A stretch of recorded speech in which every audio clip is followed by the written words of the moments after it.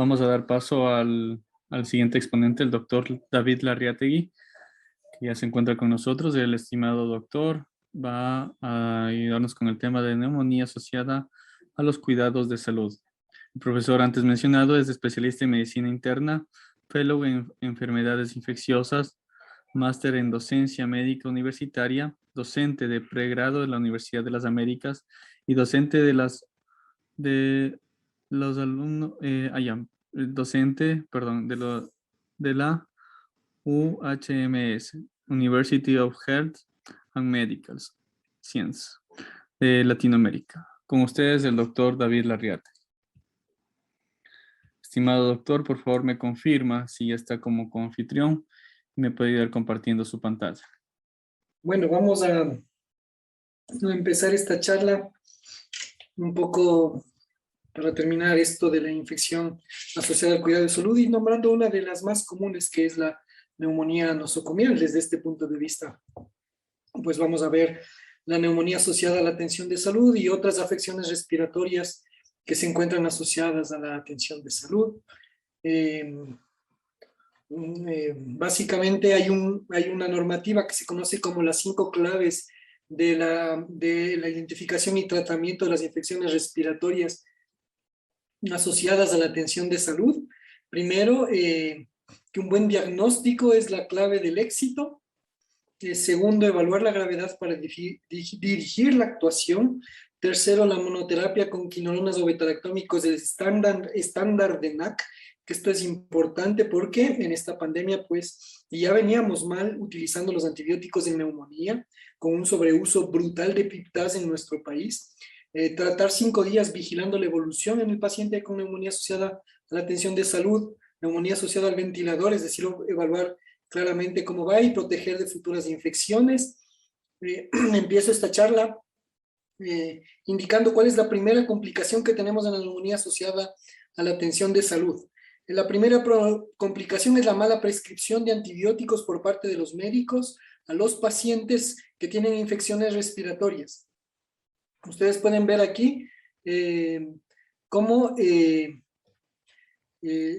este estudio demostrado en un estudio un retrospectivo durante un año evaluando todas las prescripciones, tanto haciendo controles de atención primaria de 184,000 pacientes durante un año en los Estados Unidos, pues la gran mayoría de afecciones eran de carácter respiratorio alto tipo viral, que no requerían antibiótico. Y más del 50% de las prescripciones antibióticas fueron inapropiadas. Desde este punto de vista hay que tener claro que cuando un paciente llega con un trastorno respiratorio o no, por lo general le escogemos mal el antibiótico. Ocurre también dentro de los hospitales. Por eso un buen diagnóstico es la clave del éxito para saber manejar bien la neumonía. Entonces hay que hacer un diagnóstico preciso, saber si nos estamos enfrentando la guía PRIOAM, que es la guía de atención de los pacientes que generan o que adquieren infecciones de la atención de salud, pues tienen una guía que les recomiendo que revisen, que es una guía antibiótica muy interesante, muy práctica. Y pues hacer un pequeño recuerdo de que las infecciones de las vías respiratorias bajas están contempladas de la bronquitis aguda, la agudización del EPOC, la neumonía bacteriana, viral, parasitaria, micótica y la influenza como tal, que recuerden que la influenza puede generar infección del tracto respiratorio con su característica. Y aquí en neumonía, o ahora le podemos poner un quinto acápite que sería el coronavirus. En general, todas estas, la bronquitis es una etiología vírica, el 95% de los casos no requieren neumonía, la gripe absolutamente vírica, tiene que haber riesgo, tiene que haber varias personas contagiadas. Interesante, en el 2020 los datos del país han reportado una disminución importantísima de la cantidad de gripe y obviamente aumento de la tasa de coronavirus, pero es interesante porque se asocia a periodos epidémicos. La EPOC, que sí en realidad es un proceso infeccioso bacteriano, una sobreinfección, aunque la etiología más frecuente es la viral, el metaneumovirus, el virus sincitial, los virus respiratorios como la misma influenza, y la neumonía, que hay neumonía asociada en la comunidad, la NAC definida y en ancianos. Haciendo esta revisión, pues, hay que recordar otra cosa, los pacientes que empiezan a tener tos en el hospital, por lo general no son neumonías, sino son exacerbaciones de la insuficiencia cardíaca. Entonces, muchos pacientes que empiezan con tos, con expectoración media rojiza, rosada, pues no se trata de neumonía, sino de una falla cardíaca en un adulto mayor que está sobrehidratado. Y miren que en este estudio ecológico de 370 hospitales de Estados Unidos, el 42% de los pacientes recibieron con falla cardíaca, recibieron erróneamente antibióticos. Ya vamos a ver por qué este sobreuso de antibióticos después tiene un impacto en lo que es neumonía asociada a la atención de salud. Y por eso es que vamos a analizar la fisiopatología y el análisis de la gravedad de la neumonía, entre comillas, nosocomial, que ya no se las llama así, sino neumonía asociada a la atención de salud. Pues básicamente en esta diapositiva resumo todos los factores de riesgo que el paciente tiene para poder desarrollar una neumonía asociada a la atención de salud. En el primer lugar tenemos en A, como pueden ver, el tracto respiratorio superior, que se coloniza rápidamente en el paciente hospitalizado con gérmenes hospitalarios. A la cabeza Staphylococcus epidermidis, Staphylococcus aureus. También muchos pacientes que tienen problemas dentales, que ya vamos a ver, es una causa importante que muchas veces nosotros o el intensivista no toma atención en el momento del proceso de la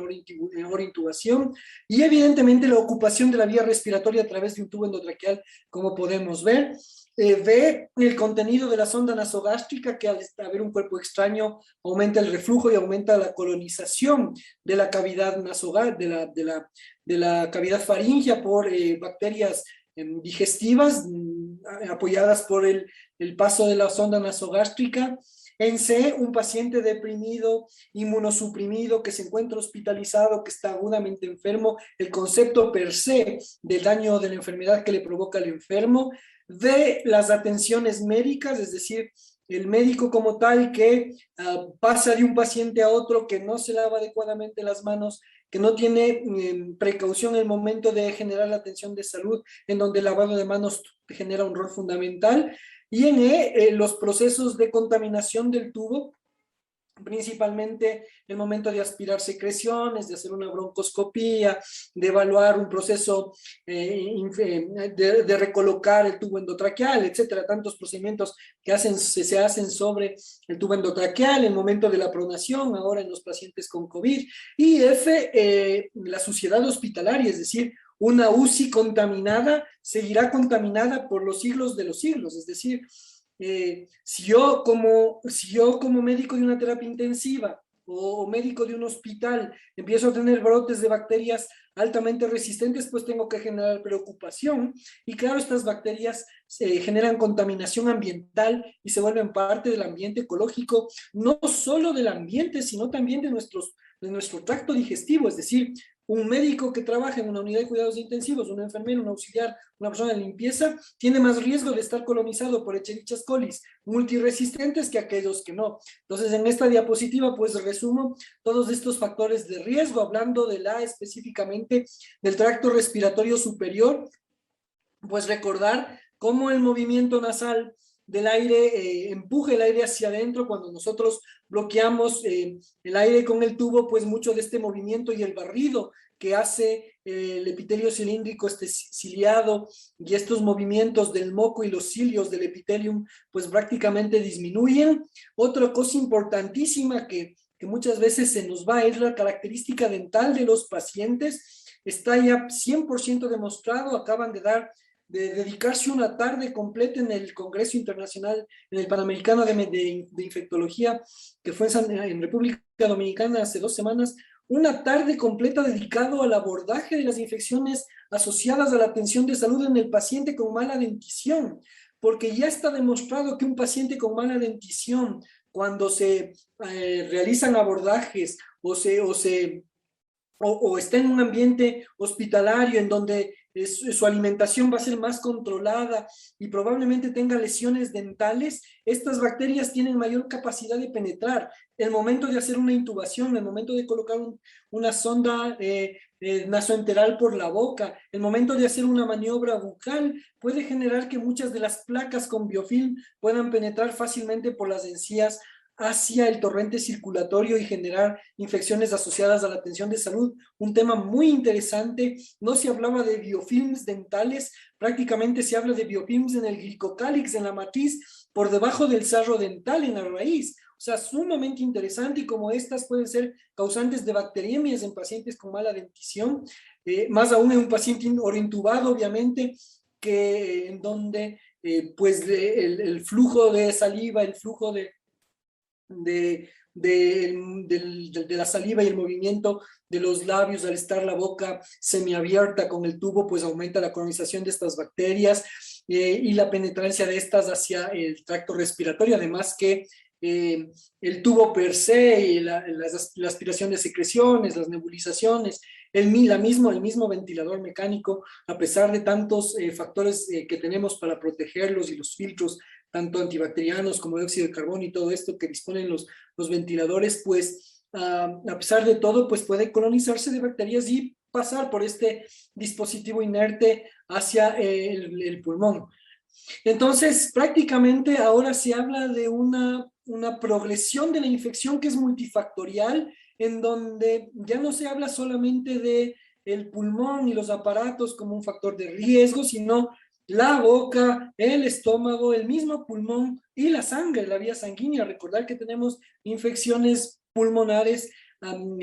producidas por diseminación hematógena. Entonces, en general, pues hablamos de un proceso infeccioso o una distribución general de la neumonía asociada a la atención de salud, con muchas aristas, con muchas características que uno tiene que tomar en cuenta cuando va a generar un proceso de atención al paciente. Entonces, tener claro estos factores, porque estos son los que nos van a ayudar a nosotros a definir la presencia o no de una infección respiratoria asociada a la atención de salud. Tenemos aquí un resumen de qué se debería hacer dentro de las guías mundiales para prevención de la infección de la neumonía asociada a la ventilación, la neumonía asociada al cuidado de la salud, pues tenerle al paciente semisentado con elevación de la cabeza. Miren, en todas, esta es una recomendación importante. Esto en caso de los pacientes entubados, pues valorar bien claramente cómo se encuentra el tubo, las secreciones,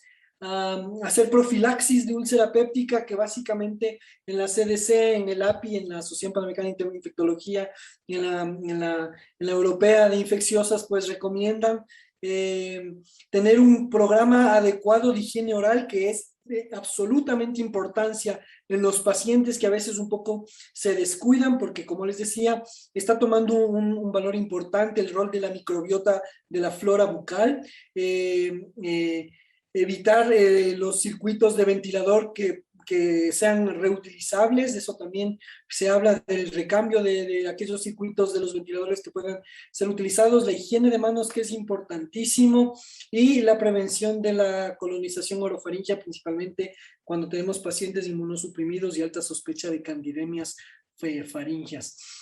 Después de tener claro este proceso, pues yo tengo mi sospecha de mi paciente con infección asociada a la atención de salud, pues tengo que estadiarle, tengo que definir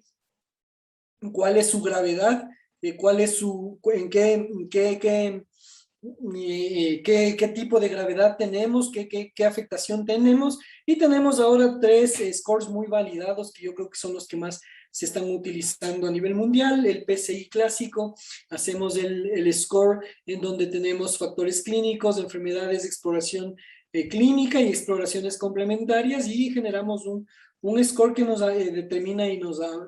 analiza un poco la mortalidad y el riesgo de complicación. Tenemos CURB 65, que básicamente es un score muy sencillo que se utiliza en aquellos pacientes que están en asilos de ancianos, que están en zonas de de atención del adulto mayor en centros geriátricos y que tengo que tomar una decisión de hospitalización o manejo ambulatorio, ahí es en donde adquiere validez este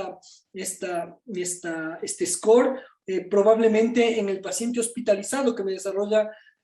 una neumonía asociada a la atención de salud, pues esta no me va ayudar tantísimo porque ya está el paciente hospitalizado, es decir, no voy a tomar una decisión de hospitalizarlo o no, sino porque ya está hospitalizado, sino que me ayuda más en aquellos pacientes que están en centros de atención del adulto mayor, centros de atención de niños, o sea, tenemos un montón de zonas en donde se dan cuidados especiales para pacientes y ahí es donde adquiere validez. Y NEWS y MUSE, que son estos scores que han tomado mucha importancia en el COVID y en general en la neumonía, pues son scores que me ayudan a analizar el aspecto clínico y el aspecto gasométrico para poder definir la gravedad y el riesgo de mortalidad. La que ustedes quieran utilizar, estas son las más validadas en general, hablando de neumonía, no solo asociada a la atención de salud, sino neumonía en general. Una vez que yo defino la sospecha clínica de mi paciente que tiene neumonía asociada a la atención de salud, pues tengo que estadiarle, tengo que dar un pronóstico y tengo que tomar una decisión terapéutica que básicamente es un régimen antibiótico asociado a la presencia de bacterias. Entonces, he traído el cuadro en general. Y entonces, recuerden que nosotros tenemos la neumonía adquirida en la comunidad, en donde ciertos factores de riesgo y ciertas características nos ayudan a sospechar de ciertos patógenos, es decir, porque el paciente que me llega con neumonía, ¿por qué les traigo este cuadro? ¿Y por qué hablo aquí de neumonía comunitaria? Porque, porque si yo tengo un paciente que me llega con sospecha de neumonía, o si mi paciente está hospitalizado y me empieza a toser, me empieza a hacer fiebre, tiene una placa que presenta infiltrados, tengo una tomografía con un consolidado, lo que sea que me haga sospechar a mí como neumonía. Los factores de riesgo que este paciente tiene me hacen pensar de ciertos patógenos sobre otros. Entonces, este es un dato importante. ¿Por qué? Porque ciertos pacientes con condiciones previas ya están colonizados por ciertas bacterias. Por ejemplo, el paciente que está en insuficiencia renal ya tiene a veces colonizaciones respiratorias de Staphylo aureus porque ellos viven en zonas hospitalarias. Un paciente que estuvo recientemente hospitalizado por COVID y que a la semana que salió de la UCI, que está en la zona hospitalaria, me hace fiebre y en una tomografía veo que los infiltrados intersticiales desaparecen y que más bien hay una consolidación, pues debo sospechar en este paciente que hay un germen hospitalario gram negativo. Y probablemente si viene de la UCI será un ultrarresistente, una pseudomonas, una Burkholderia cepacia, un mismo estáfilo. Entonces, es importante tener claro que ciertas características de los pacientes me ayudan a sospechar de ciertos gérmenes que ya vienen de manera precedente en el paciente con infección respiratoria. En general, pues yo tengo que dar una terapéutica específica. El GRAM me ayuda poco, es decir, el GRAM de esputo en general me ayuda muy poco, considerando la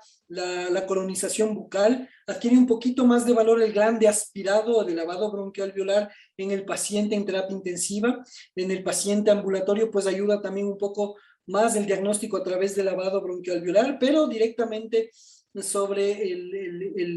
en el paciente que solamente tiene expectoración, pues de gran esputo no me ayuda mucho. El cultivo de la misma manera, con una sensibilidad ligeramente baja. Aquí tenemos el cuadro general de manejo de neumonía, recomendando ciertas características, principalmente en el paciente con comorbilidades, pues recomendamos en pacientes en terapia intensiva o con sospecha de infección nosocomial, pues se recomienda utilizar betalactámicos de amplio espectro con fluoroquinolonas o macrólidos. En pacientes con sospecha de Pseudomonas gram negativos, Burkholderia o Escherichia coli ble, pues se recomienda en un caso antiseudomónicos específicos como Piptaz, o en el otro caso, pues carbapenémicos principalmente imipenem, que tiene mayor penetrancia al tejido pulmonar, o quinolonas de amplio espectro de penetrancia pulmonar como levofloxacina, moxifloxacina, que tienen importancia extrínseca, y en estafilometicino resistente frente a la sospecha de una infección estafilocócica secundario a un catéter, pues una neumonía estafilocócica, pues vancomicina o linezolida asociado a lo que estábamos sospechando. Es decir, en general tenemos mucha tela en lo que es el tratamiento antibiótico, depende mucho de la característica del paciente, la gravedad, la sintomatología, el estadiaje. Yo puedo escoger diferentes tipos de antibióticos para el control. En general, en neumonía comunitaria y en neumonía nosocomial, en este estudio del New England, pues una buena combinación fueron fluoroquinolonas con betalactámicos, en pacientes con neumonía grave asociada a la atención de salud. En neumonía adquirida en la comunidad, pues la recomendación actualmente es hacer el uso de antibióticos de no tan amplio espectro, y esto en el COVID hemos tenido un problema grandísimo. Se nos viene una epidemia muy grave que es la epidemia de la resistencia bacteriana, y tenemos un problema serio que prácticamente, si no es por decir el 100% de los pacientes que acudía a un centro hospitalario, previamente ya venía tomando antibióticos, dígase amoxicilina, clavulánico, claritromicina o acitromicina como mínimo, o algunos levofloxacina, y en otros casos hasta moxifloxacina y ceftriaxona intramuscular. Es decir, o pacientes que tomaban 3 y hasta 4 antibióticos previo a la admisión hospitalaria con neumonía asociada a COVID, una NAC, que el COVID termina siendo una neumonía asociada a la comunidad, pandémica en este caso por la presencia del virus. Entonces, recordarles aquí que estamos muchos colegas desde el punto de vista clínico. La NAC tiene que ser manejada con antibióticos de bajo espectro si el paciente tiene primero la sospecha clínica, y segundo, no utilizar un antibiótico que tenga un amplio espectro, porque el riesgo de selectividad bacteriana es alto. Porque ahí pasamos al otro problema. Una vez que vienen estos pacientes que ya fueron tratados, pues pasamos al otro problema, que el paciente que pasa a terapia intensiva pues empieza a tener recibe una carga de antibióticos tremenda, un paciente grave, al que se le coloca por lo general carbapenémico, piperacilina, tazobactam, un aminoglucósido en lo posible, o cuando se le deja, o un macrólido, a eso sumado a veces quinolonas respiratorias, más el arzólido para los hongos, que suelen ser los esquemas de antibiótico que se manejan en las terapias intensivas, lo cual genera aún mayor riesgo de colonización y contaminación, y es por eso que también hay una recomendación de tener claro si el paciente tiene riesgo de tener bacterias BLE. Tengo que vigilar claramente el proceso neumónico asociado a la atención de salud, al menos 5 días de estricta vigilancia del paciente, evaluar en el día a día cuál es la respuesta. Todos los estudios demostraban que en aquellos pacientes que se hizo una vigilancia estricta, específica, tomando en cuenta los criterios clínicos, los scores de gravedad, analizando el laboratorio, vieron que tenían buena respuesta, y que aquellos que recibían tratamiento corto de antibiótico, es decir, de 3 a 7 días, tenían la misma mortalidad que aquellos que recibían 10 a 14 días, neumonía adquirida